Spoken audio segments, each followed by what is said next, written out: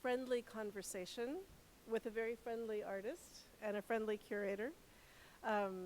This was a talk, originally we were going to have Wole Soyinka here today. Unfortunately, he had to travel. But it's my incredible honor to be here to talk to this artist. And we're actually having it, instead of it being a curator interviewing an artist, I'll do a little bit of that. But one of the things that I have in common with Nike is that we both work in education, right? So I am not a professor, but I run an art gallery / museum in a university. So I'm thinking always about future generations of artists, and I'm thinking about what does teaching really mean, and how can we break free from our past, even as we're learning from our elders and from those that came before. And then Nike is the founder. Not only is she an amazing artist, she's also the founder of the Nike Center for Art and Culture and the Nike Art Gallery. And I have a little video that I want to show of a little bit about how that works. And I think Nike then will talk about her practice, yeah? Okay. Let me go to that. And hopefully we will have sound on this. Can you make it show to the video?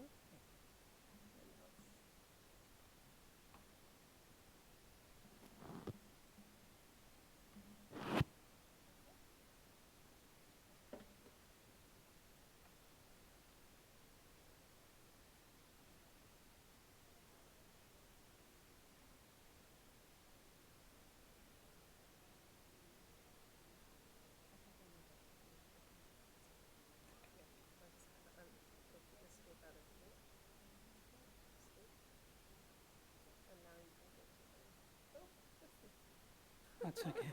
Sorry. This one? This is the video?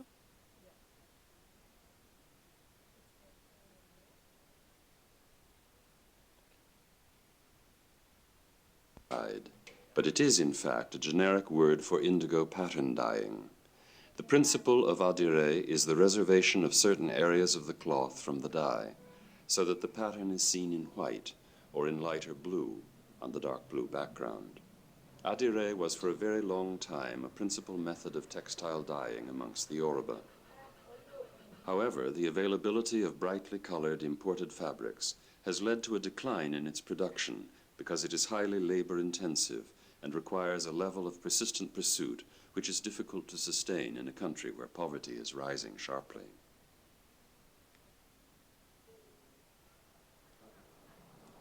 In 1995, there are very few places left where adire is still made. One of these is the Nike Center for Arts and Culture in Osogbo, which was founded in 1986.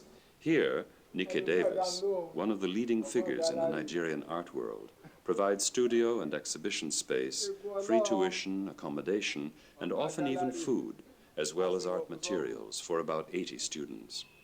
She has succeeded in creating a livelihood for many of them by introducing new techniques such as batik, dyed with chemical colors.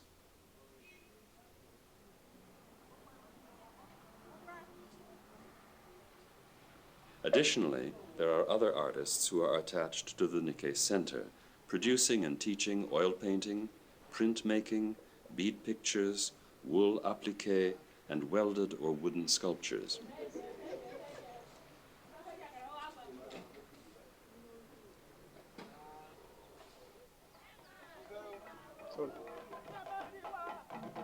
Apart from these new forms, often referred to as Osogbo art, Nike is trying to preserve the line and area exclusion method of adire, a process with many and various techniques. Traditionally, every step of the process was reserved to specially trained women only. But since the traditional division of labor between men and women in Yoruba society no longer holds, these rules are no longer strictly enforced. This film does not pretend to represent a traditional situation, but rather to give an idea of the many skills that adire production requires and how it is carried out today.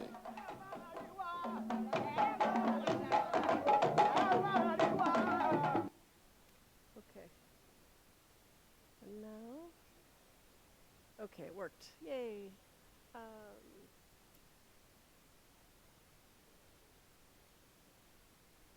Sorry. Where's my guy who knows how to make this work? It probably is, yeah. Just back to the slideshow, please. Slideshow. Okay, great. Thank you. All right, so now, do you have a microphone? Okay, yeah.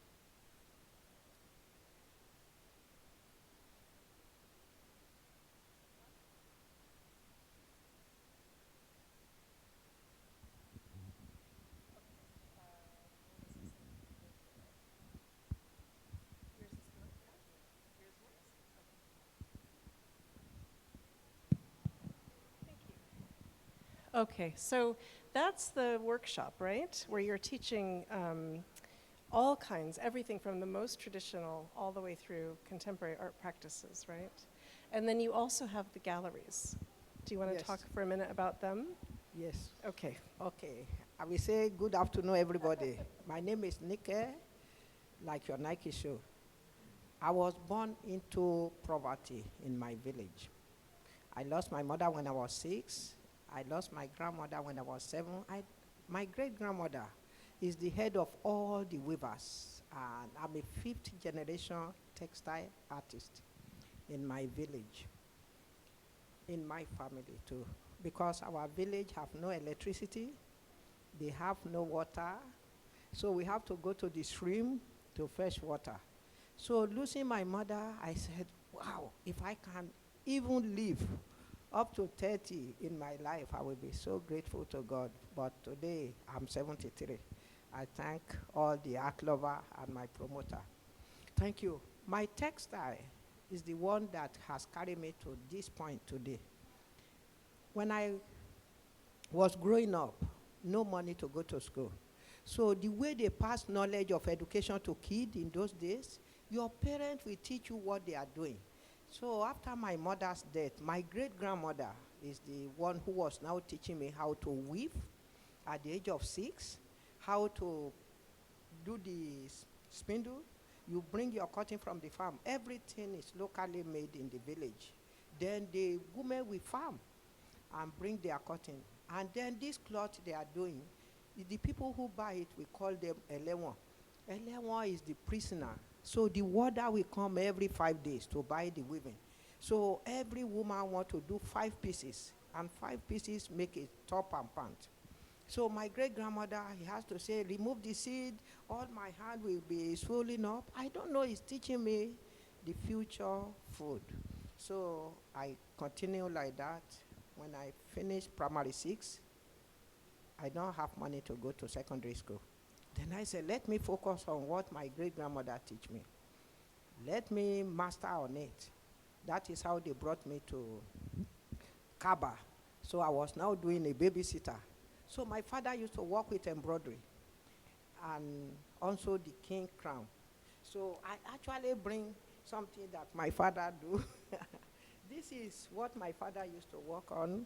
So he worked for the king all his life, but he used beads. Then he also used thread. So all this little local something. So I was now mastered on them. And that is how I was privileged to meet Susan Wenja. She's a white woman who came to Nigeria in 1950. And I was born in 1951. So my mother's sister took me to her when I was 13, that this girl is doing adire. Then I told her I want to be like her. Then he said, show me your work. I can hardly speak a word of English. I just said, this one, alawuna, this is bata, parakpapa, pa. He said, what? Then I want to say, this one is a drummer. So I use my own adire to do figure. So then they always say, something is wrong, because every rain is my slate. Every broom is my pencil. I don't have money to buy pencil or anything. I will be drawing on the floor. Then they always say, something is wrong with this guy. We think he has mental something. So, but Susan now said, this is an art. He said, I come to Nigeria. I'm already a professional artist. I come to learn adire. which you are doing. He said I should focus on it and do it well. And that is my inspiration behind the art. So I now say, okay, if this Oyibo woman, Oyibo is white, can say I should continue with this, maybe there is future in it for me. That is how I started. Then by the time I was 14, my father wanted to marry me off. Then I have to abandon my art. Then I have to run away. So I run away, I joined the traveling theater. That is how I become a drummer, a dancer. Then I learned other jobs to add to my art. So I was now brought back to Osogbo. So when I come back to Osogbo, I went to meet Mama again. I said, I'm back. I run away because I don't want to fall. It's just so difficult for women to become an artist in Nigeria. So they call you craft, or the work you are doing that is taking more than 3 weeks, they call it craft. So I will just go straight to my breakthrough, which is going to America in 1974.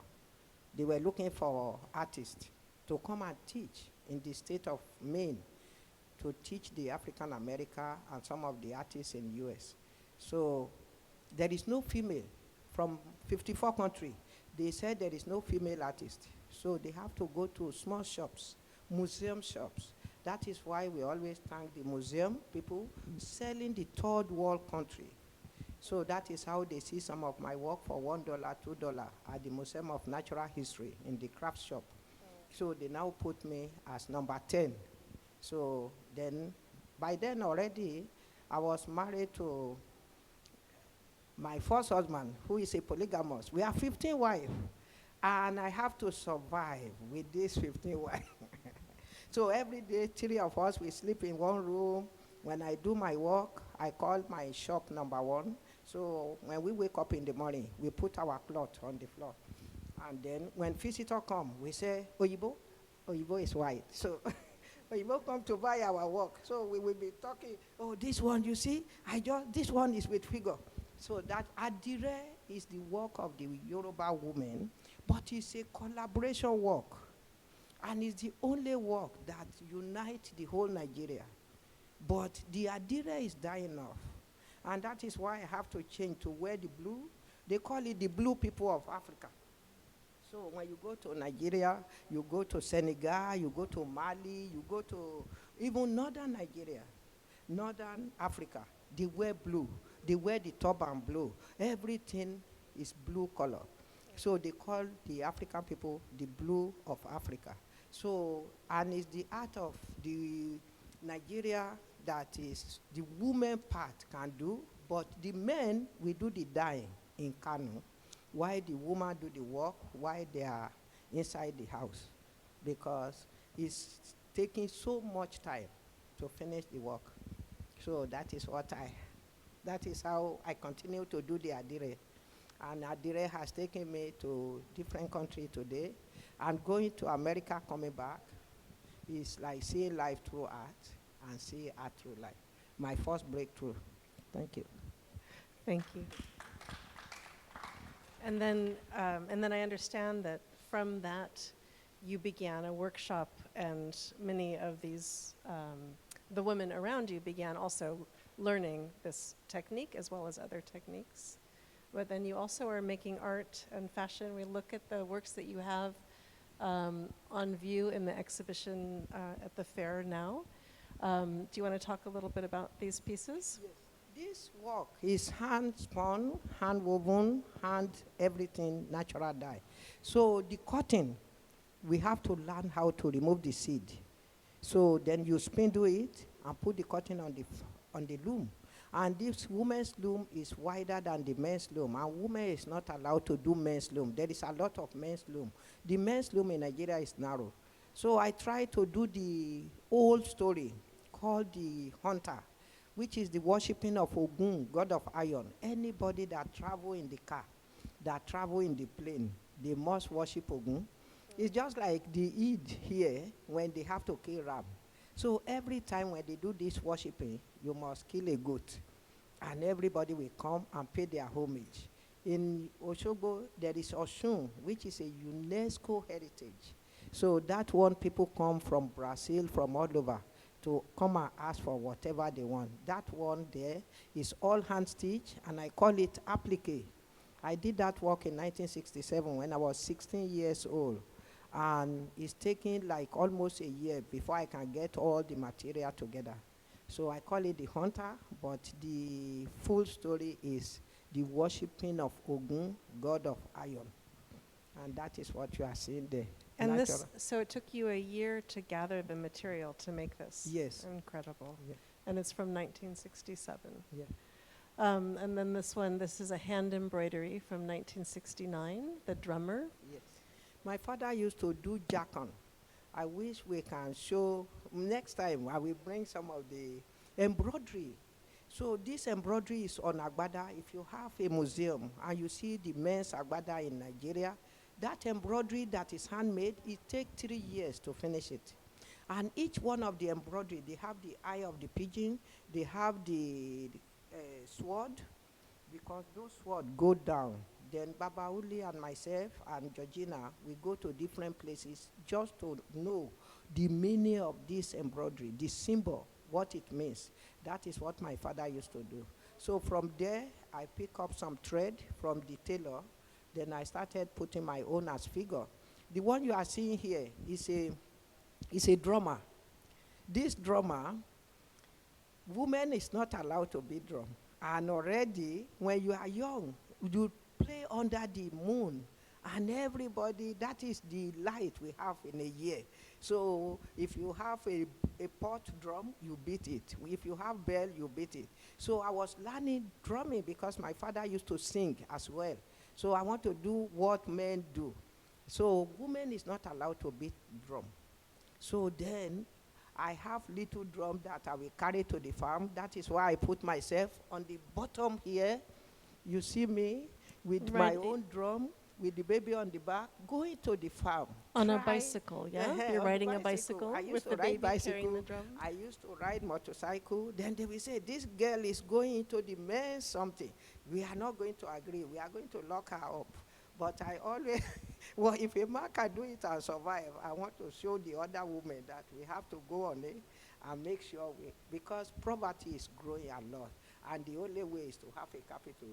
And if you can go to the men's work, you will get more money, more than the women's work. So I'm afraid one, this I is the call it, case. yes. Yes. So I always put what I dream in my drawing.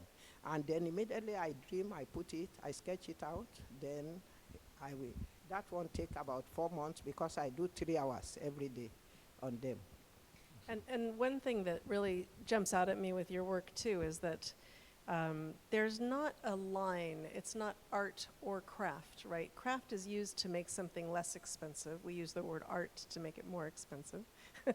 But it's actually, it's neither. It's just, it's her own, she's embodying her vision through the work that she produces.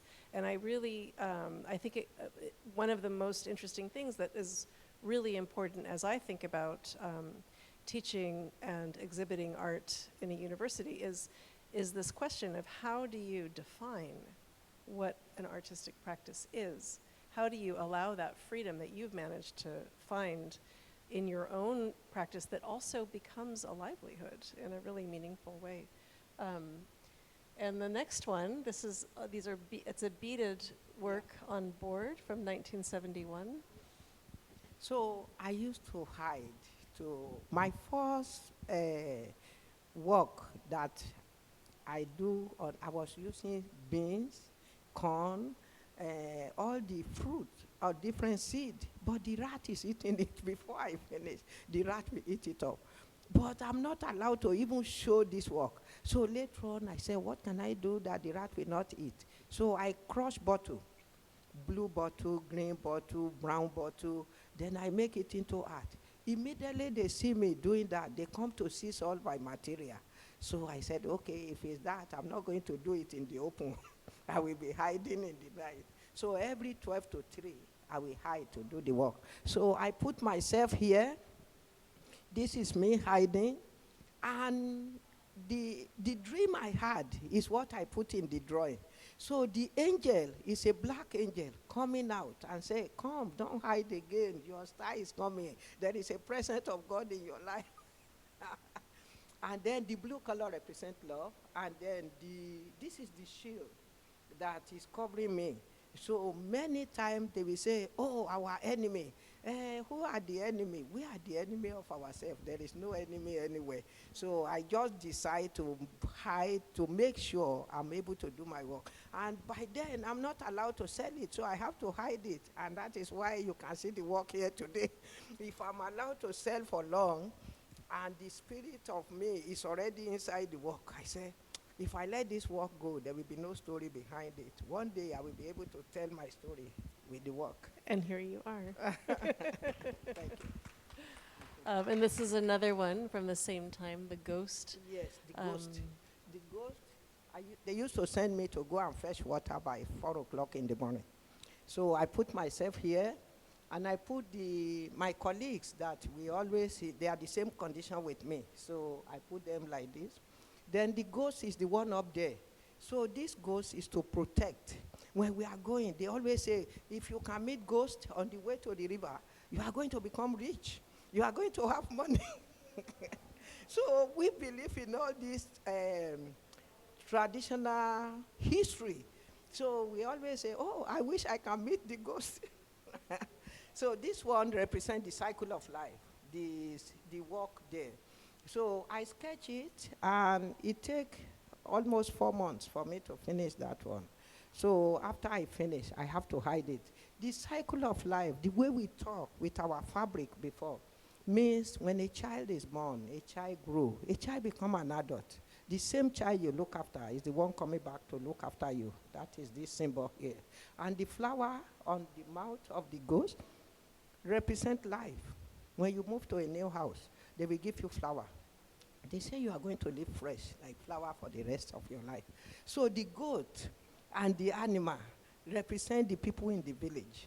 So every person has to have animal to raise, to be like their own income. That is why you see the animal here. So, but the blue color represents love, and all these are people under the ghost.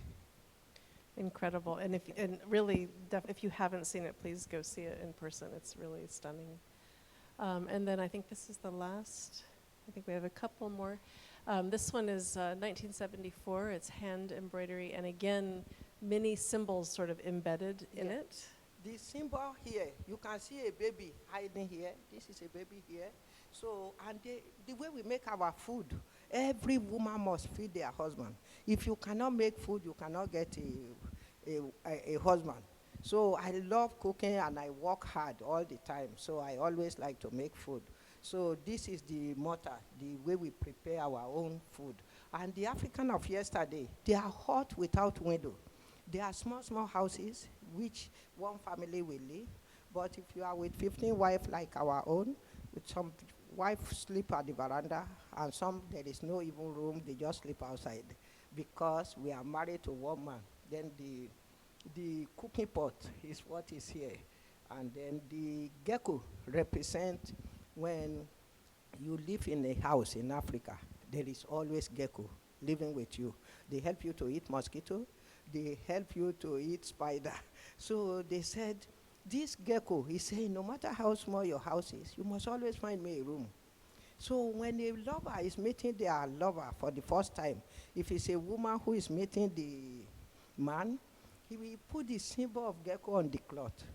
So immediately the man see, he will say, oh, you. So he's talking to him already. Find me a room in your life. Find me a room in your heart, and find me a room in your house. So immediately he see that, oh, this is a symbol of love. So that is what the gecko means. Then the symbol of unity is the one on top there. So I always put some of this symbol, flower, symbol of unity, the cycle of life, and then just to, because as we put it on adire, so which is this indigo, I also put it on embroidery, and also put it on the beadwork. And some of my beadwork, when I went to Italy, I supposed to wear the head tie, which is part of the the symbol, I went to teach in Italy. We have Nigeria, 5,000 Nigerian prostitutes. A man, we sell their house, send their wife and their daughter to go and become prostitutes in Italy. So it's so bad. If they deport them today, they are back to Italy tomorrow. So the Caritas, the Shiva, and the Intercultural, they said they don't know what to do. So they find me on the internet, and they now said, okay, can we call this woman to come and see how she can help us? So from the 5,000, it's a period of 6 years. I was going and coming. We managed to change 3,000 of them from prostitution to textile, and they are now printing their dire.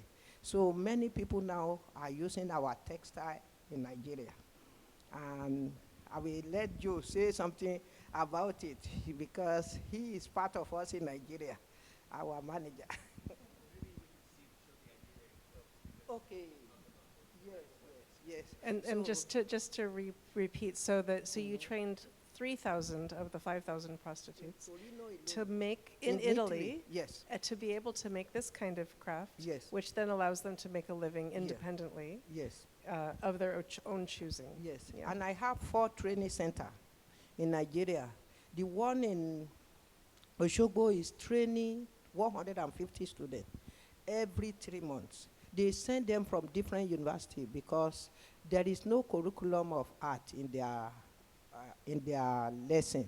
So I'm training them free of charge. I divide any money I make, I divide it into 3. One goes to my family, one goes to my center, and one goes to my work. Then the one in my village, we are training women on the loom. We have about 300 women in the village. They are all local. So the same thing. The one in Abuja one is training people from the northern Nigeria. We have about 80 students all the time from northern, because the women in the northern Nigeria, they are not allowed to do art. And there is no many women. It's when I started training in the 70s and in the early 70s is when we start to have more and more women in the art. So the one in Lagos, I train jewelry. These are all recycled from plastic bottle, pure water. So people can wear it. I call it wearable art. And this one I'm wearing, all these are from training of jewelry. So people can make earrings. They can also make a living through their own handwork instead of depending on the government, because sometimes the income is not even enough for the family. And a lot of people, you know what they call japa? Okay, can you say japa? So you know when people come here, they don't want to go back because life here is better, even me. So everything here works. So they thought people here don't work. So they want to come from Africa. So when they now get there, they now see that everybody work. Oh, how can I make it? So to go back to home is very difficult. That is why you see a lot of Africa come overseas and they don't want to go back. So there is enough for us in our own country if we water it like people here. Thank you. Thank you so much. I'm conscious of time. I think we want to keep it very short. So what I'm going to do is I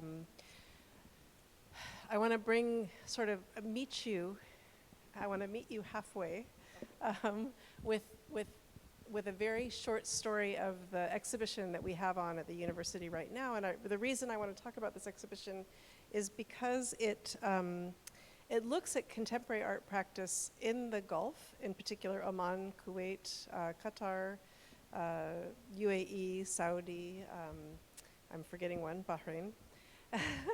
And what I have seen is that actually there's a really interesting, a lot of artists in this region, I think, are looking at questions of heritage, and especially with the really rapid industrialization and infrastructure that we see in the cities. But there's also sort of this, as countries have formed new borders out of what used to be maybe tribal regions and so on, there is very recent memory of a very different life, still alive today in people's grandparents' stories. So artists growing up here or artists who have relocated here and become a part of the community are very actively grappling with the questions of tradition versus modern, contemporary versus heritage. And one of the things about Nikkei's practice that's so interesting to me is that that question almost doesn't have to be a problem, right? And so I'm going to just very quickly show you, that's what the gallery space looks like. We're 5 minutes from here, if you haven't already been. 10 years ago when I moved here, actually moved here 13 years ago, to set up the university's exhibition program, we were alone on a desert island. That red dot was us. And I had to think about what is a university gallery, what is a university, what is exhibition making, what is art in this new location that is in the middle of such intense transition. And that question continues to fuel me in different ways today as I've witnessed the changes that have happened, because today we look a little bit more like this. We now have the Louvre, the Guggenheim's on the way, and so on. But that's in 10 years, suddenly this island is full of art. And yet the question is still being asked by young artists. And the exhibition's name is Between the Tides. It's going to be something we do every 5 years to look at a survey of what's happening in the region. Noor Al-Fayez is a Kuwaiti artist, and this painting that you're looking at is actually her overlaying the Durur calendar, which is sort of a regional calendar for fishing and agriculture, with micro calendars in Kuwait. So there are 9 daily winds of Kuwait. There are 14 seasons in Kuwait. There are many different layers of knowledge historically that farmers and fishermen and pearl divers have used to understand the seasons. And so she is sort of trying to go back and recapture that information and document it in a way that has sort of then generates the art. Mohammed Al-Mubarak is a Bahraini artist. What you're looking at is a floating vessel. He's animated it to float through what was the pottery workshop of his grandfather, who made pottery. And the workshop is over 100 years old. They've been making pottery in this part of Bahrain called Ali, potentially for 1,000 years. It's where the Dolmuni burial mounds are. So this is an artist who, his practice is digital and filmmaking, but he comes from many generations of potters, and he's surrounded by this kind of ancient history and kind of grappling with this particular vessel is no longer allowed to be made, partly because it's a musical instrument associated with fishery music, which is a traditional local kind of pearl diving music. And one of the stories was that this music was taught to sailors by jinn, and this is sort of a story of witchcraft in a way. And so suddenly it becomes, oh, maybe we shouldn't be doing this, and this is in the 1980s or so. And so he's looking at both, in a way, treasuring the history, even as that history is getting canceled in a way, but not by external forces, but by internal ones to his community. So I'm not going to go into any further depth, but you get a sense of what I'm talking about. Ayman Zaidani documenting trees that mark the centers of towns and social centers. This is an installation view of his video project. Sophia Almeria looking at how we're altering our landscape in man-made ways.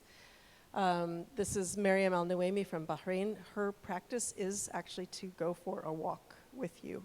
And we will be doing one of these walks soon, walking as a way of understanding, a way of knowledge production.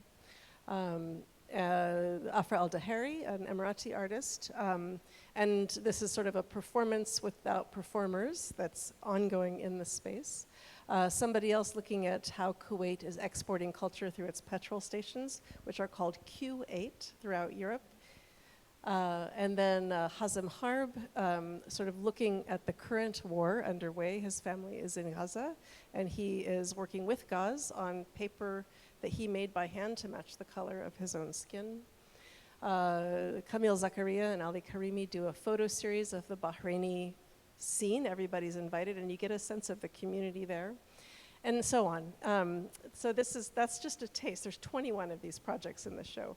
And I think that I was really, one of the things that I grapple with is breaking away from traditional modes of curator-artist, exhibition, teacher-learner. And I wonder what you think about this. How do we think about the future of the artists that are coming, and what would you like for them to learn and to know? And then we'll open it up to the audience. Thank you. First of all, I have to thank my agent, the co-gallery, and Joe and Anna. They are the ones who really make me come here. So we need to open more galleries for the women in particular. Yeah. People who buy women's work, everybody come from women. And some museums have no single woman's work. So when you help one woman, you help the nation. So a lot of the men work is good. I have some. But more of the senior one, what you do now is what we know. After we go, Picasso does not want to know what is happening. So we thank the organizer. When I come here, I can't believe that this country can showcase work of a female artist, can showcase work of junior, modern art, contemporary. I was so in love with this country. So we need more galleries, we need more museums to focus on the art of female. So at the Smithsonian, they only have 11% female artists. So when I went to South Korea, there is no even single female artist that is from Africa. We African people, we are looking up to you, because without you people, we cannot survive. We are learning from you. We are growing under you to make sure if you can get up there, we are looking at you as our role model. And that is why I'm happy today that Kavita and the co-gallery, Joe, Anna, and the family, they brought me here. So I'm so happy, and I'm happy with the exhibition, and we need more of this. Agreed. Maybe you can come to Nigeria and do something like this. I'm getting on the next plane. I come tomorrow. I come visit you tomorrow. Okay. Questions from the audience?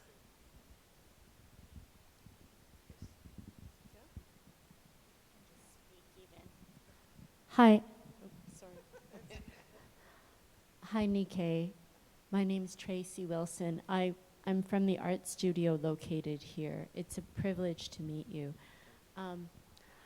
I hear different themes. I hear the theme of feminism and endurance. And one of the things you spoke about was that it's now with gender role changes, with the clear division of genders not being as defined, that the women's work also became the men's work. Or maybe it was because the women were selling it and making some money, so it also became the men's work. But I know a little bit about carpets, the history of carpets, and with design transmission, that's traditionally how you follow what's happening with carpets, right? It goes from mother to daughter to mother to daughter to mother to daughter, as opposed to borders or tribes. And so you have very unique motifs and designs.